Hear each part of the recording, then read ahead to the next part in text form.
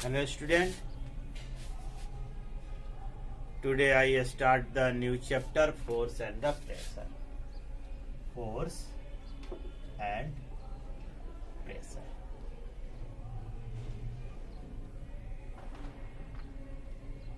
Force. What is the force? It is a very simple. Force is a pull or push. Force is a pull or push. Force is a pull और push. या तो पुल को कहे force या push को कहे। जब किसी चीज को खींचते हैं तो हमें जो है उस पर फोर्स लगाना पड़ता है। किसी चीज को पुश करते हैं तो उस पर फोर्स लगा। एक्चुअली व्हेन वी अप्लाई तो there is a interaction between the application of our self and the body. जिस चीज पर हम कोई एप्लीकेशन करते हैं तो उसमें और उस बॉडी में एक इंटरेक्शन होती है। जैसे मान लीजिए कि कोई टेबल है जिसके तस पड़ी हुई है, कोई उसमें हलचल नहीं है। If you want to push it then we apply. हम क्या करते हैं, उस पर अप्लाई करते हैं टू पुश। तो दोनों के बीच में इंटरेक्शन होता है। तो इसी को हम क्या कहते हैं, जो इंटरेक्शन होता है उसी को हम फोर्स कहते हैं। फोर्स को दूसरे शब्दों में हम और कह सकते हैं, force is a physical quantity. Force is a physical quantity. Force एक फिजिकल क्वांटिटी है when apply on A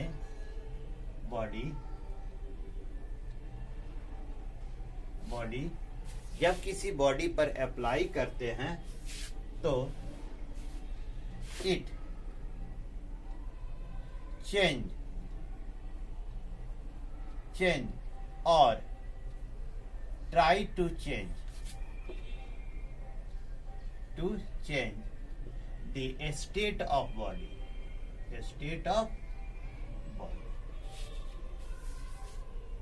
State of body से तात्पर्य है कि उसकी जो स्थिति है उस स्थिति को बदल देने की। यानी फोर्स एक फिजिकल क्वांटिटी है। जब किसी वस्तु पर लगाया जाता है तो वह उसकी स्थिति को या तो बदल देता है या बदल देने की चेष्टा करता है ना।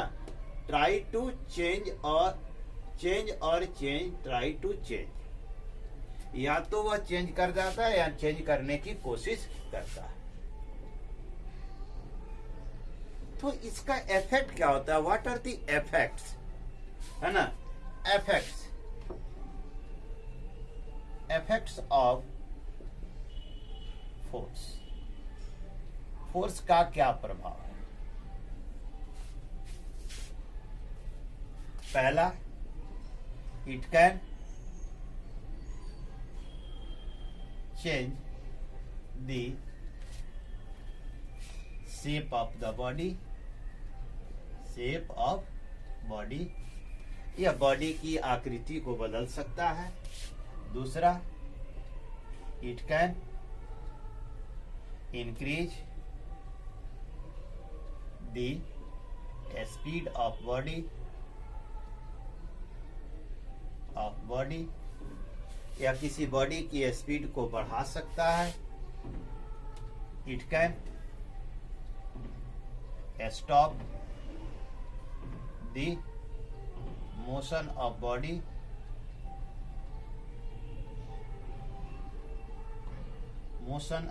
बॉडी। चौथा क्या कर सकता है, it can change the direction of body.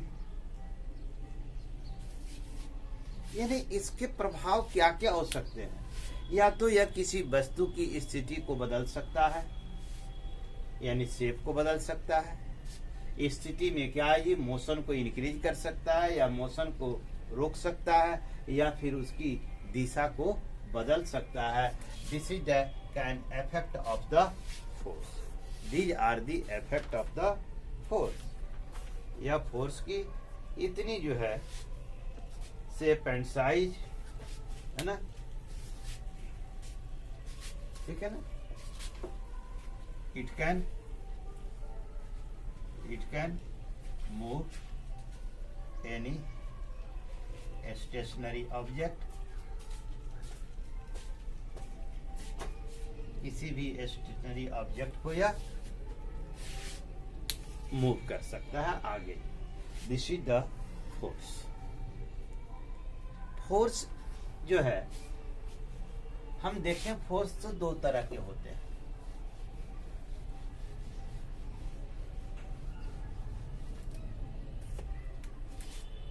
Force जो है दो तरह के होते हैं. एक को कहते हैं बैलेंस्ड फोर्स, बैलेंस्ड फोर्स. दूसरे को कहते हैं unbalanced force, unbalanced force. A balanced force cannot change the state of the object. A balanced force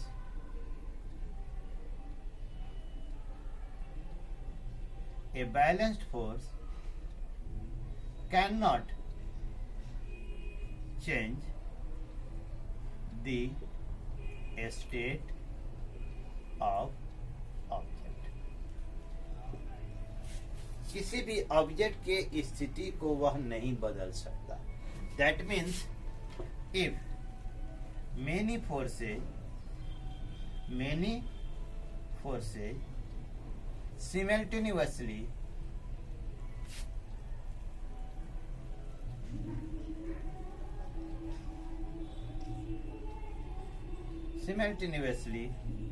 acts on a body and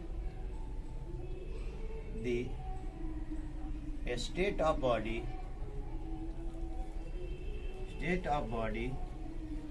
remain unchanged, then the forces are said to be unbalanced force. इसे क्या कहते हैं? Balanced force. ठीक है. A balanced force cannot change the state of object. If many forces simultaneously act on a body and the state of body remain unchanged, the forces are said to be balanced force. ठीक है. Similarly, a unbalanced force and unbalanced force, balanced force capable to change the state of body. If there are many forces acts simultaneously on a body and the state of body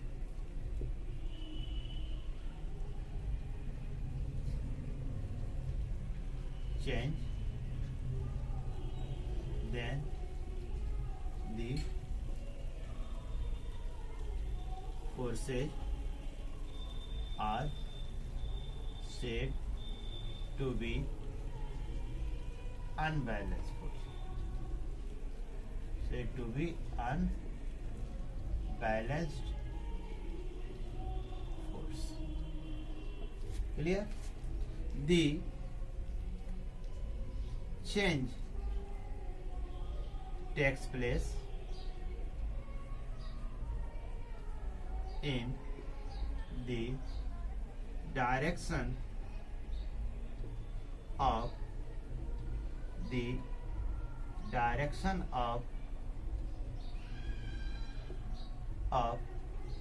resultant force of all forces। जो परिवर्तन होता है वह परिवर्तन resultant force के direction में होगा। उन सभी फोर्सों का जो रिजल्टेंट होगा उस resultant, suppose that this is a body, कब सपोज दैट हम मान लें कि यहाँ कोई एक बॉडी है,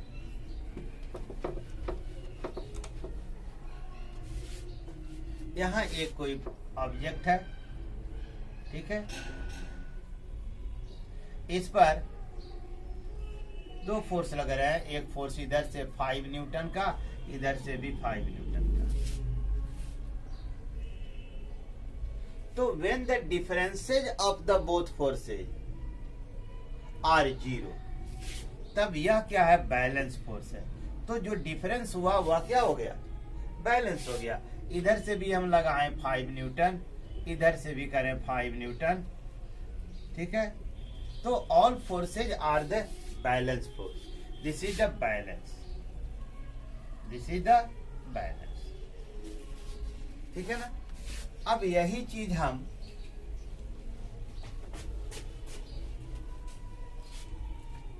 एक दूसरे बॉडी को हम लें,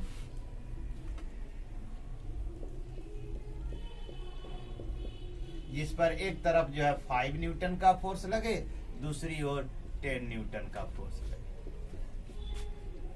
सो डिफरेंसेज ऑफ द फोर्स है ना, डिफरेंस यानी 10 न्यूटन माइनस 5 न्यूटन बराबर 5 newton. So this force is known as the unbalance force. इसे क्या कहते हैं, अनबैलेंस फोर्स कहते हैं, अनबैलेंस्ड फोर्स कहते हैं, ठीक है। तो ये है बैलेंस और अनबैलेंस फोर्स का। When the differences are something gives the resultant force. When the differences are 0, then the balance force. If the differences are something, then the resultant force called, and it is known as the unbalanced force. और इसे हम क्या कहते हैं, unbalanced force कहते हैं। Clear? Now we see here the type of forces. Type of forces. Type of forces देखें। Various type of forces we study here. First, muscular force. Muscular force. दूसरा देखें, मैग्नेटिक फोर्स होता है, frictional force भी होता है, frictional force भी होता है। तीसरा क्या होता है, मैग्नेटिक फोर्स है। चौथा ग्रेविटेशनल फोर्स है।